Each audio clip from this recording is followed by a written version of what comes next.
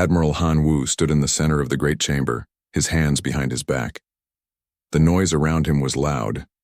800 different alien voices filled the air. Some made clicking sounds. Others buzzed like insects. A few roared like wild animals. But Han Wu stayed calm and quiet. The Galactic Council chamber was huge. It stretched up so high that the ceiling looked like stars. Seats filled every level, going up and up in circles. In each seat sat a different kind of alien. Some had fur, some had scales. Others looked like walking trees or floating clouds. But they all had one thing in common today. They all hated humans. Dr. Park Mira sat behind Han Wu with the other human delegates. Her face was pale, but her back was straight. She had spent 20 years studying these aliens. She had learned their languages and their ways. She had tried to make them understand humans better. Today she knew it had all been for nothing. Commander Lee Tae kept his hand near his weapon. Not that it would help. There were only 12 humans in this chamber. Outside, 1 million alien ships waited in space. But Lee Tae was a soldier. He would die fighting if he had to. Young Kang Sol sat in the observer section.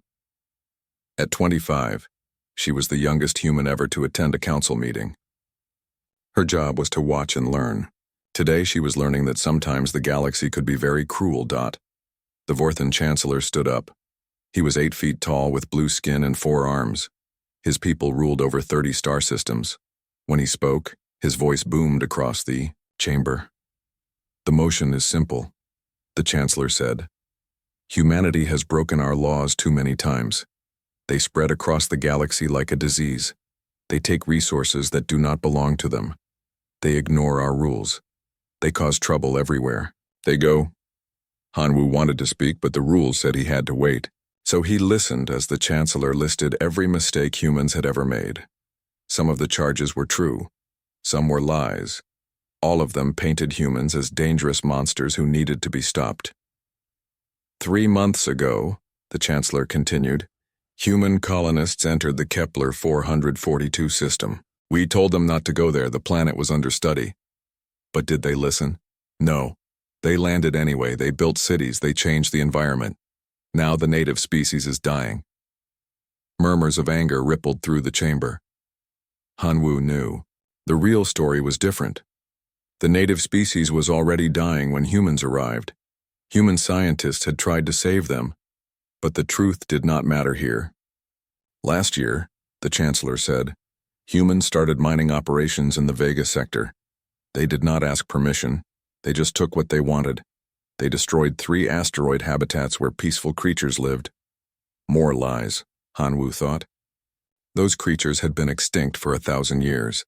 The mining operation had been approved by the local government. But again, the truth was not welcome here. The Chancellor raised all 4 of his arms. Humans are a virus, he declared. They multiply and spread and consume everything in their path. If we do nothing, they will destroy the galaxy. The chamber erupted in cheers and shouts of agreement. Aliens waved tentacles and claws in the air. Some banged their seats with excitement. The noise was deafening. But Han Wu noticed something else. Not all the aliens were cheering. The Altarians sat quietly in their section. They had been trading partners with humans for 50 years. The Centauri delegates looked uncomfortable. They knew humans had saved their homeworld from a plague. The solution is exile, the Chancellor announced. We vote to ban all humans from galactic space. They must return to their home system and stay there. Forever.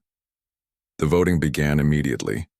Species after species cast their votes. The results appeared on huge screens around the chamber. Yes, yes, yes. The votes piled up like stones on a grave. Han Wu watched the numbers climb. 200 votes for exile, then 300, then 400. Still he stood straight and calm. Dr. Park Mira wiped tears from her eyes, but she did not make a sound. Commander Lee Tae gripped his weapon tighter, but he did not draw it. Some species tried to abstain. They did not want to vote yes, but they were too afraid to vote no. The Altarians abstained, so did the Centauri. A few others followed their lead. But it was not enough. The final count flashed on the screens. 731 votes for exile, 0 votes against, 116 abstentions. The chamber fell silent. All eyes turned to Han Wu. This was his chance to speak. The rules said he could make one final statement before the vote became law. The aliens expected him to beg. They thought he would fall to his knees and plead for mercy. They imagined he would promise that humans would change, that they would follow every rule, that they would be good little pets in the Galactic Zoo. Han Wu stepped forward. His voice was calm and clear when he spoke. Understood, he said. We will not ask twice. That was all. 2 sentences, 12 words. Then he turned and walked toward the exit. The aliens sat in stunned silence. This was not what they had expected. Where was the begging? Where were the tears and promises? Where was the desperate pleading for another chance? Dr. Park Mira stood up and followed Han Wu. So did Commander Li Te. One by one, all the human delegates left their seats. Kang Sol was the last to go. She looked around the chamber one final time, memorizing every alien face. Someday she thought she would see them again. The human delegation walked through the long corridors of Nexus Prime Station. Aliens moved out of their way, but no one spoke. The silence was heavy and strange. At their ship, Han Wu finally stopped. His officers gathered around him, waiting for orders. Send a message to Earth, he said. Tell them the vote passed. Tell them we have 6 months to evacuate all human colonies and return to Sol system. Sir, Dr. Park Mira said quietly. What do we do now? Han Wu looked out through the ship's window. In the distance, he could see Earth's blue star. It looked small and far away, but it was home. It was where humanity began, and now it would be where humanity made its stand. Now we show them what humans can do when we stop trying to please everyone else, he said. They want us gone? Fine. We will be more gone than they ever imagined. The human ship detached from Nexus Prime and began its long journey home. Behind them, the aliens celebrated their victory. They thought they had solved their human problem. They had no idea they had just created a much bigger one. President Kim Dana stood at the window of her office looking out at the city below. Seoul stretched to the horizon, its lights twinkling in the evening darkness. In 6 months, this might be one of the last human cities in the galaxy. The message from Admiral Han Wu had arrived 3 hours ago. The Galactic Council had voted for complete exile. Every human colony had to be evacuated. Every human ship had to return to Sol system. After that, humanity would be cut off from the galaxy forever. Madam President, her aide said from the doorway. The emergency cabinet is assembled. Kim Dana nodded and walked to the meeting room. Around the table sat the most important people on Earth. General Song Min commanded the military. Dr. Yoon Hana ran the Space Engineering Corps. Admiral Choi Bin controlled the merchant fleet. These people would have to perform a miracle in the next 6 months. How many humans are out there? Kim Dana asked.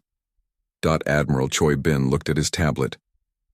412 million people, across 53 worlds and 47 space stations, plus another 30 million on ships and mining platforms. The room fell silent. Moving that many people was impossible, or it should have been. How many ships do we have? The president asked. Not enough, Choi Bin replied. Even if we use every passenger ship, every cargo hauler, every military vessel, we can only move about half that number. Dr. Yoon Hana leaned forward. Then we build more ships. In 6 months? General Song Min shook his head. Impossible.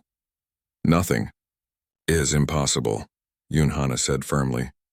We just have to think differently. We do not need perfect ships. We need ships that can make one trip and carry as many people as possible. Kim Dana studied the engineer. Yoon Hana was only 32 years old, but she had designed some of humanity's best spacecraft. If anyone could solve this problem, it was her. What do you need? The president asked. Everything, Yoon Hana said. Every factory, every shipyard, every piece of metal we can find. And I need permission to break some rules. What kind of rules? Safety rules, comfort rules, the kind of rules that make ships nice to live in but are not necessary for survival. Yunhana's eyes were bright with determination. We can pack people into ships like cargo if we have to. It will not be comfortable, but they will survive. The journey. Kim Dana thought about it. Hundreds of millions of people crowded into makeshift ships for journeys that might take months. It would be dangerous. People would suffer. Some might die. But the alternative was leaving them behind to face alien justice. Do it, she said. The next morning, every news channel carried the same message. President Kim Dana spoke to the world, from her office. My fellow humans, she began. Yesterday, the galaxy voted to exile us. They have given us 6 months to leave. We will not beg them to change their minds. Instead, we will show them what humans can accomplish when we work together. She paused, looking directly into the camera. Every human colony will be evacuated. Every human will come home. We will leave nothing behind for the aliens to take. And when we are gone, we will build something better than anything they could imagine. The response was immediate and incredible. Across Earth and throughout human space, people dropped everything to help. Factory workers stayed at their jobs for days without sleep. Shipyard crews worked around the clock. Even children collected scrap metal to be melted down for ships. Captain Shin Jae commanded one of the first evacuation fleets. His job was to empty the mining colonies in the Tau Ceti system. These were rough places where tough people dug valuable metals out of asteroids. When Shinjae arrived, he expected trouble. Instead, the miners were already loading themselves into cargo containers. We heard about the vote, said Foreman Pak Su. We have been packing for 2 days. Just get us home, Captain. Shinjae had brought 3 cargo ships to carry 8,000 miners. Pak Su showed him containers holding 12,000 people and all their belongings. How? Shinjae asked. We built extra containers for mining equipment, Pak Su explained. Added life support from the station. It will be crowded, but we will make it work. Similar scenes played out across human space. Colonists built their own transport ships from whatever materials they could find. Space station crews converted storage bays into passenger compartments. Even luxury cruise ships were stripped down and converted to carry 10 times their normal capacity. Dr. Yunhana worked 18 hours a day designing new ship types. The Exodus-class vessels were barely more than metal boxes with engines and life support. They were ugly and uncomfortable, but they could carry 50,000 people each. Production lines that normally built 1 ship per month started finishing 1 ship per day. But it was not just about ships. Humanity also had to decide what to take and what to leave behind. The aliens expected humans to abandon their colonies and all the valuable infrastructure they had built. Instead, humans began the greatest salvage operation in history. Entire cities were disassembled and loaded onto cargo ships. Factories were taken apart piece by piece. Even the roads and landing pads were broken up and hauled away. If it could be moved, humans moved it. The aliens watched in amazement. They had expected humans to run away in panic, leaving behind everything they had built. Instead, humans were taking their entire civilization with them. They are stripping whole planets bare, reported a Vorthon observer. They are taking everything that is not nailed down, and then they are taking the nails.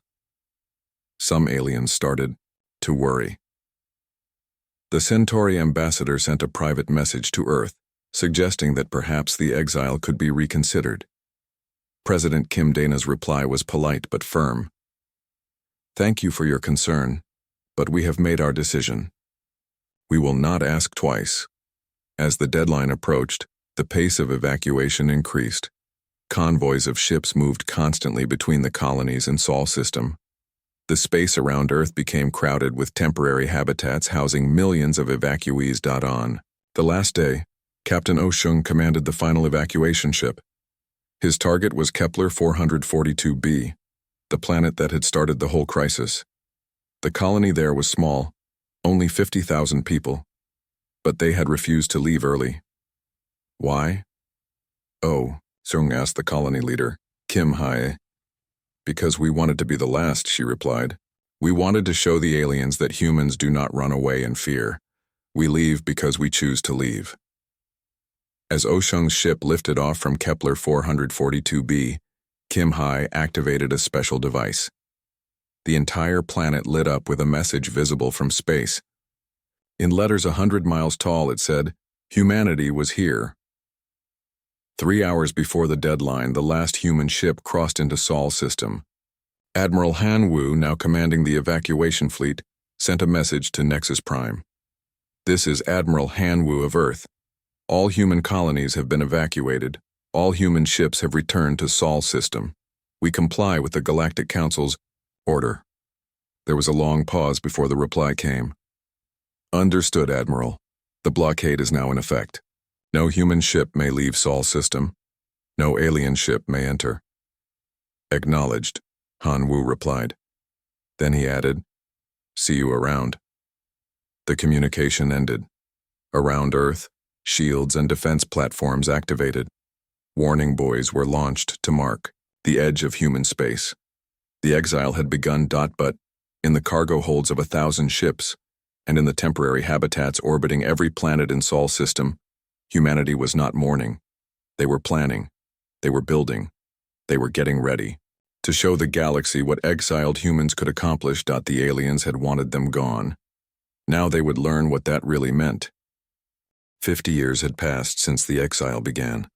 Director Nam Hyun walked through the corridors of New Geneva Station, orbiting Jupiter. Through the windows, he could see the gas giants swirling storms, but his mind was focused on the reports in his hands. Humanity had changed. The scared refugees who fled the galaxy decades ago were gone. In their place stood something harder, smarter, and more determined. The exile had not broken humanity. It had forged them into something new. Nam Hyun entered his office where Dr. Cha Yun was waiting. She was the lead researcher on Project Breakthrough, humanity's most secret program. Her team had been working on something that would change everything. "Show me," Nam Hyun said simply. Dr. Cha Yun activated a holographic display. Complex equations filled the air between them.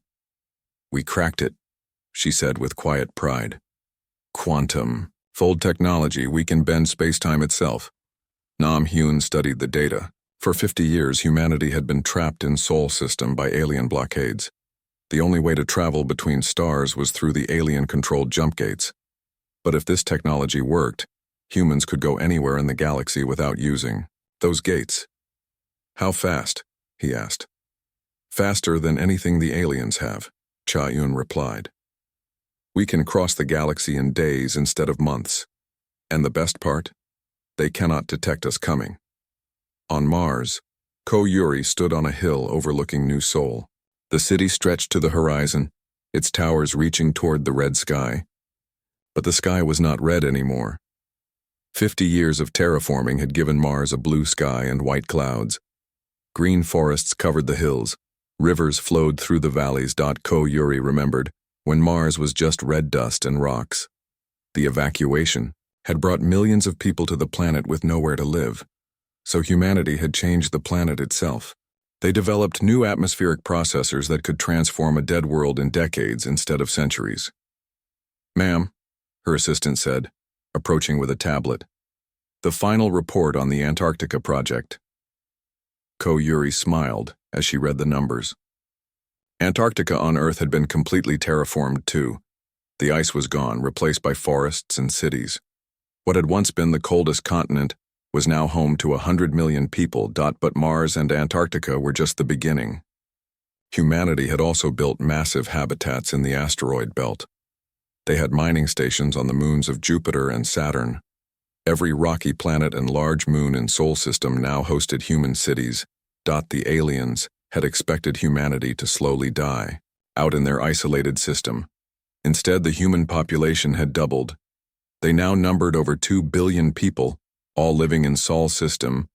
General Song Min reviewed the military reports from his command center on Luna. 50 years of isolation had forced humanity to become completely self-sufficient. They could not buy weapons or ships from alien traders anymore, so they had built their own.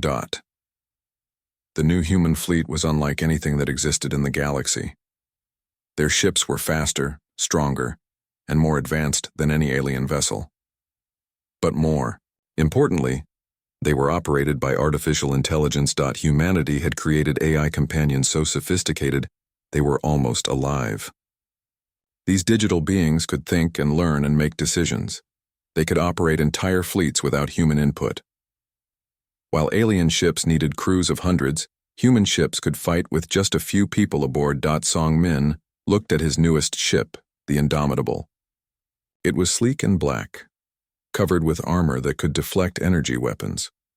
Its hull was dotted with launch bays for fighter drones. Most importantly, it mounted weapons that could destroy entire enemy fleets. But humanity had not spent 50 years just building better weapons. They had also learned to build better people. Dr. Munari worked in a medical facility on Europa, one of Jupiter's moons.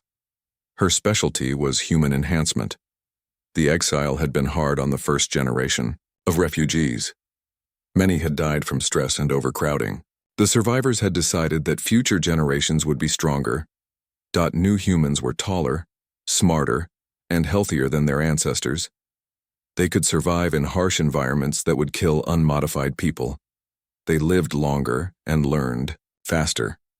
Most importantly, they were all connected through neural implants that let them share thoughts and information instantly. The galaxy voted to make us outcasts, Munari often told her students. So we became something better than anything they could imagine. The changes were not just physical. Humanity had also developed new social structures. The old nations of Earth still existed, but they worked together more closely than ever before. The Exile had taught them that humans needed to stick together. President Ryu Seon, Kim Dana's successor, governed from New Geneva Station. Unlike the old days when Earth governments argued with each other, the new human government spoke with one voice. Every major decision was made with the input of all 2 billion citizens through quantum communication networks. But the most important change was in how humans thought about the galaxy. The first generation had wanted to fit in, to be accepted by the aliens. The new generation had no such desires. They saw the galaxy as something to be conquered, not joined. Commander Lim Hay was born 10 years after the Exile. She had never lived under alien rule or begged for alien approval. To her, the galaxy was simply territory that belonged to humanity by right of superior ability. My parents' generation asked the aliens for permission, she told her squadron. We will not make the same mistake. The galaxy beyond Sol system was not doing well. Without human innovation and trade, technological progress had slowed to a crawl. The alien species had grown comfortable relying on human creativity to solve their problems. When that creativity disappeared, many civilizations began to stagnate. The Vorthan Empire was facing rebellions on a dozen worlds. Their technology was failing, and they did not know how to fix it. The Nexus Coalition had split into 3 separate factions that spent more time fighting each other than governing their territories. Pirates raided trade routes that had once been protected by human patrol fleets. Entire star systems had been abandoned as their economies collapsed. Some alien species were even going extinct as they failed to adapt to changing conditions. A few aliens began to whisper that maybe the Exile had been a mistake. The Altarians sent secret messages to Sol system, asking if humanity might consider returning. The Centauri offered to sponsor a motion to reverse the Exile vote. But humanity was not interested in coming back as junior partners in someone else's galaxy. They had bigger plans. In hidden laboratories throughout Sol system, human scientists worked on projects that would have terrified the aliens. They were developing weapons that could destroy entire planets. They were building fleets that could conquer star systems in hours. They were creating technologies that would make human soldiers nearly invincible. But perhaps most importantly, they were planning. Every alien species, every star system, every trade route had been studied and analyzed. Humanity knew the galaxy's weaknesses better than the galaxy knew itself. Minister Kuan Yun ran the Department of Galactic Affairs.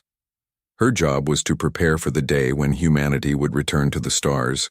She had detailed files on every alien, government, every military force, every economic weakness.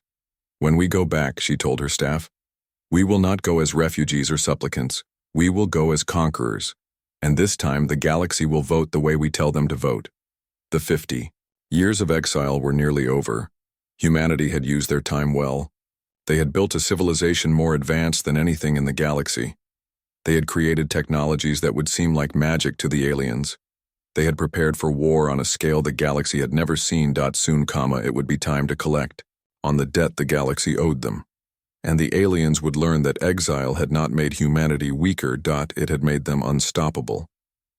75 years had passed since the exile. Fleet Admiral Bae Dong stood on the bridge of the Prometheus, humanity's most advanced warship. Around him, holographic displays showed the positions of 3,000 human vessels. Today, humanity would return to galactic space. The ship was unlike anything the galaxy had ever seen. Its hull seemed to shift and flow like liquid metal. When needed, it could become completely invisible to sensors. Its weapons could punch holes through the strongest alien armor. Most importantly, it could travel through folded space-time, appearing anywhere in the galaxy without warning. "Admiral," reported Captain Oh Xiong from his station. "All fleets are in position. The first expedition is ready to begin operations." Bae Dong nodded. The first expedition consisted of only a fraction of humanity's military power, but it was still larger than most alien national fleets. More importantly, it represented technologies that were centuries ahead of anything the aliens possessed. "Begin, Phase 1, Bae Dong ordered. Deploy the survey ships." Across the outer edge of Sol system, small human vessels activated their quantum fold drives. In an instant, they vanished from normal space and reappeared throughout the galaxy. Their mission was simple: observe and report on the current state of alien civilization. What they found was even worse than humanity had expected. The Vorthan Empire had collapsed 5 years earlier. Civil war raged across their former territories. The Nexus Coalition existed only on paper. Individual species fought each other for scraps of their former power. Trade had nearly stopped. Many worlds had lost contact with the rest of the galaxy. Ambassador Jin Nari studied the reports from her command ship. As head of the diplomatic corps, her job was to understand the political situation before humanity made its move. What she saw made her smile. "They did our work for us," she told her staff. "The galaxy is already broken. We just need to decide which pieces are worth keeping." But humanity's return to galactic space did not go unnoticed for long. The trouble started when Vorthon raiders attacked a human science vessel near the Rigel system. The ship, called the Discovery, was conducting peaceful research on stellar phenomena. It carried only 30 crew members and had no weapons. The Vorthan ships surrounded the Discovery and demanded surrender. Captain Li Bo, the ship's commander, tried to explain that humans were no longer subject to alien authority. The raiders did not care. They opened fire. It was a mistake that would cost them everything. The Discovery's distress signal reached Fleet Admiral Bae Dong in minutes. His response was immediate and overwhelming. "All ships," he commanded. "Quantum fold to the Rigel system. Combat formation." What happened next would be talked about in alien military academies for generations.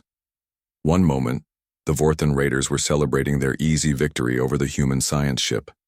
The next moment, they were surrounded by 300 human warships that had materialized out of nowhere. The Vorthan commander tried to contact his fleet, but his communications were jammed. He tried to run, but his engines would not respond. He tried to fight, but his weapons had stopped working. The human ships had used some kind of technology to disable every Vorthon vessel without firing a shot. Fleet Admiral Bae Dong opened a communication channel to all the disabled ships. His image appeared on every Vorthan screen simultaneously. "I am Fleet Admiral Bae Dong of the human hegemony," he announced. 75 years ago, your species voted to exile humanity from galactic space. Today, we have returned to collect the interest on that debt." The Vorthan commander found his voice. "You cannot do this. The Galactic Council will not allow it." Bae Dong's smile was cold. "What Galactic Council? The one that collapsed 15 years ago?" The one whose former members are too busy fighting each other to notice we are here? He gestured to his tactical officer. On every Vorthan ship, holographic displays activated to show the true scope of the human fleet. Thousands of vessels filled the space around Rigel. More ships were arriving every minute, folding space-time to appear from nothing. You will carry a message to every Vorthan clan leader, BAE Dong continued. Tell them that humanity remembers. Every vote, every insult, every act of aggression. We are no longer asking for permission to exist. We are announcing our return. The Vorthon ships were released and allowed to limp home. Within hours, the news spread across what remained of galactic civilization. Humanity was back, and they had technology that made them nearly godlike. Dr. Moon Ari observed the galaxy's reaction from her laboratory ship. As director of xenological warfare, her job was to understand how alien minds worked and how to break them when necessary. Fear, she reported to the command staff. Pure terror. They thought we were gone forever. Now they realize we spent 75 years becoming something they cannot fight. The fear was justified. Human ships began appearing throughout the Yi galaxy, always without warning. They would materialize in orbit around alien worlds, conduct mysterious scans, then vanish again. No alien fleet could catch them. No alien weapon could touch them. On former Nexus Coalition worlds, human ships would arrive and begin construction projects. They built orbital platforms and communication relays without asking permission from local governments. When alien fleets tried to stop them, the human ships simply became invisible and continued working. The Altarians, who had abstained from the original Exile vote, tried to make contact. They sent diplomatic ships to the edge of Sol system with messages of friendship and trade offers. Admiral Lim He intercepted the ships at the border of human space. Her response was broadcast to every Altarian world. We remember your abstention, she said.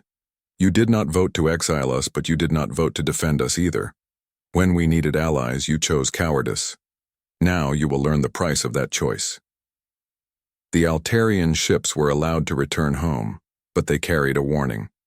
Any attempt to enter human space without permission would be considered an act of war. Any alien vessel found inside the Sol system would be destroyed. But the most shocking moment came when humanity contacted the Centauri Republic.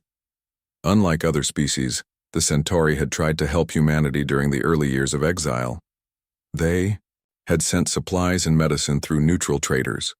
They had opposed several anti-human resolutions in the old Galactic Council. Captain Shin Jae, now an elderly admiral, personally delivered humanity's message to the Centauri homeworld. But it was not the message of friendship the Centauri expected. We acknowledge your past assistance, Admiral Shinjae told the Centauri president. It will be remembered when we decide your fate, but do not mistake past kindness for present weakness. Humanity is no longer grateful for scraps of alien charity. The message was clear.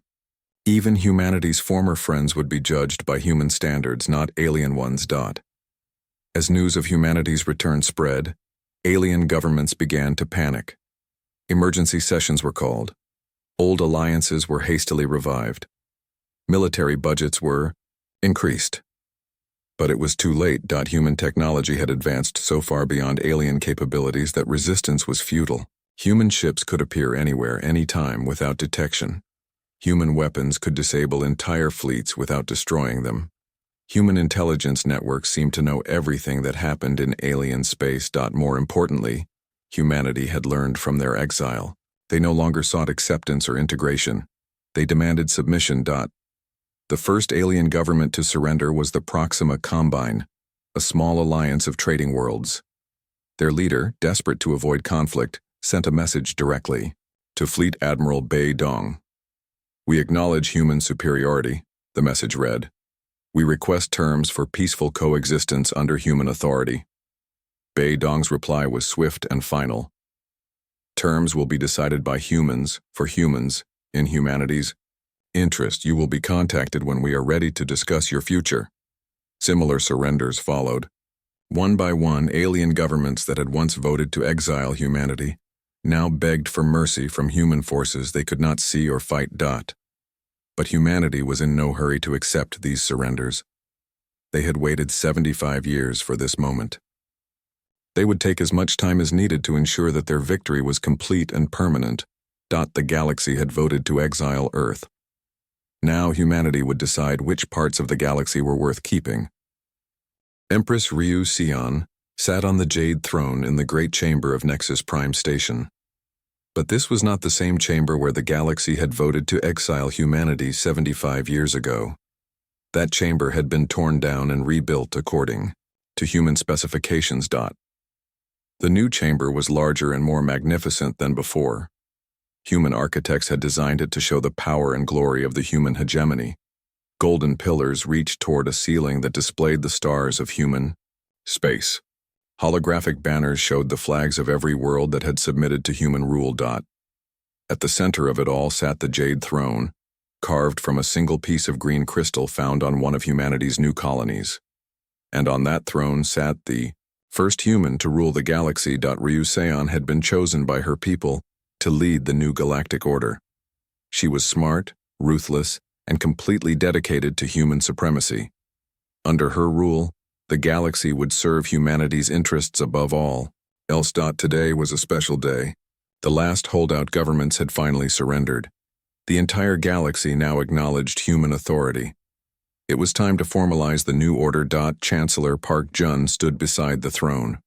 As head of the new galactic administration, he would oversee the day-to-day governance of 1 trillion alien citizens.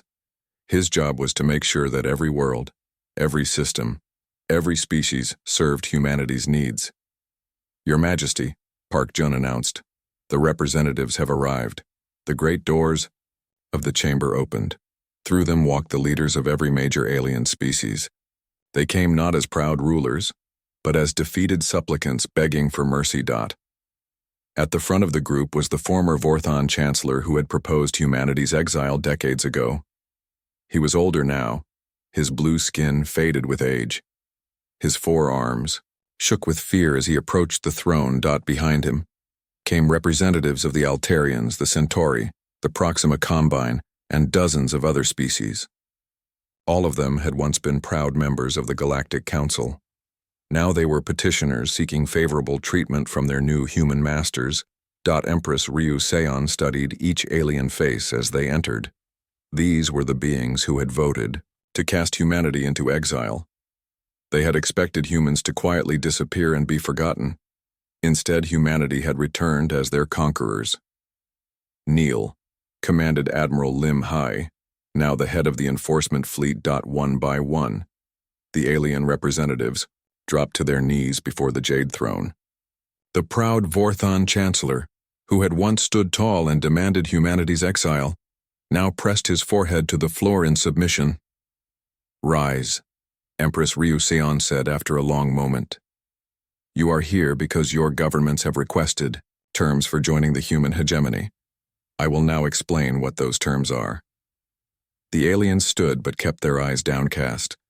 They had learned that looking directly at the Empress without permission was considered disrespectful. "First," Ryu Seon continued, "all military forces will be disbanded. The human hegemony will provide for your defense. You no longer need weapons because you will have no enemies except those we choose to give you." The alien representatives shifted nervously. Their militaries had been the source of their power for millennia. Without ships and weapons, they would be completely dependent on human protection.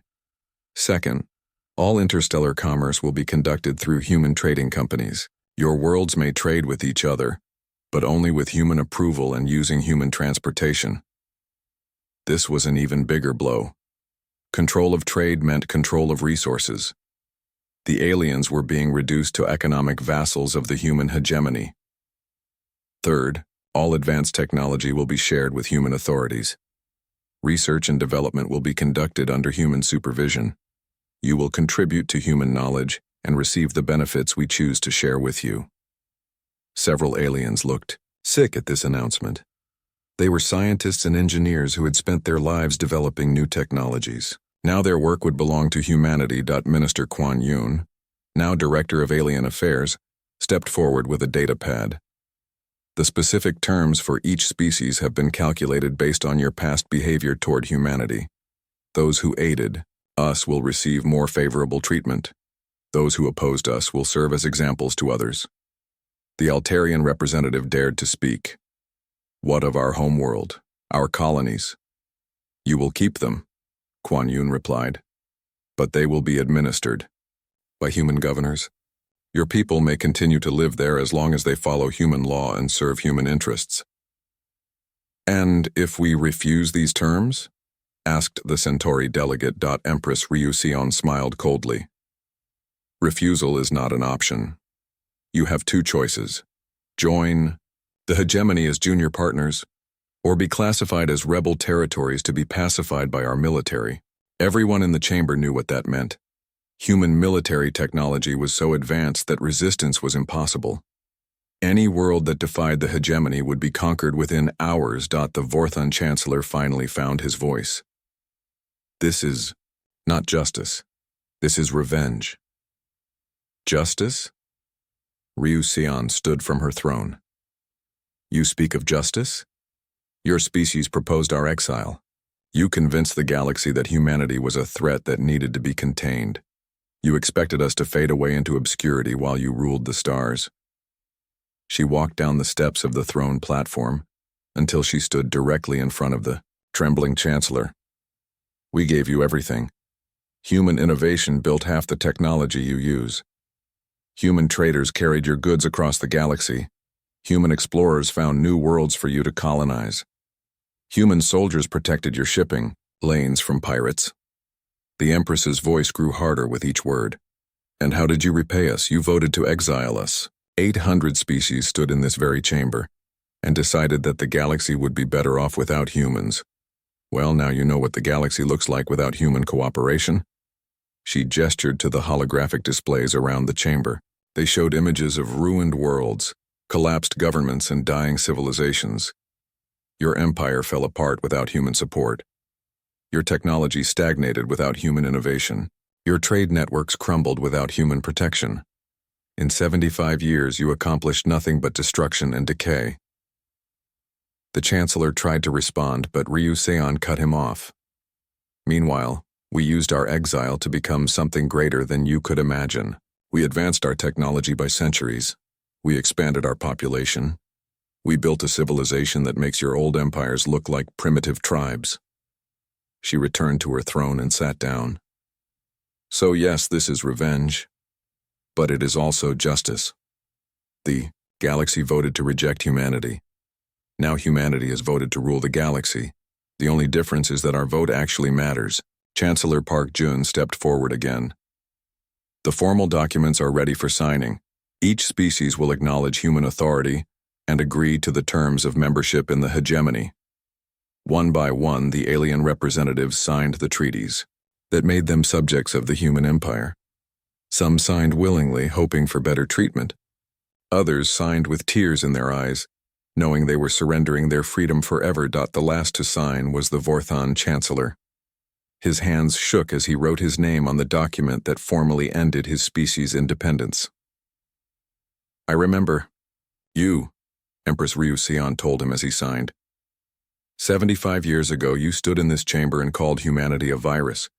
You said we would destroy the galaxy if we were not stopped. The Chancellor looked up at her with haunted eyes. You were right about one thing, she continued. We did destroy something. We destroyed the old galaxy where aliens could vote to exile humans and expect no consequences. We destroyed the idea that humanity would accept second-class status in our own universe. She leaned back in her throne. The galaxy you ruled is gone forever. In its place, we have built something better. A galaxy where humans come first, where human interests matter most, where human wisdom guides every decision. As the last documents were signed, Admiral Lim Hay announced the final change. Nexus Prime Station is hereby renamed Terra Prime. This will be the capital of the human hegemony and the seat of human power in the galaxy.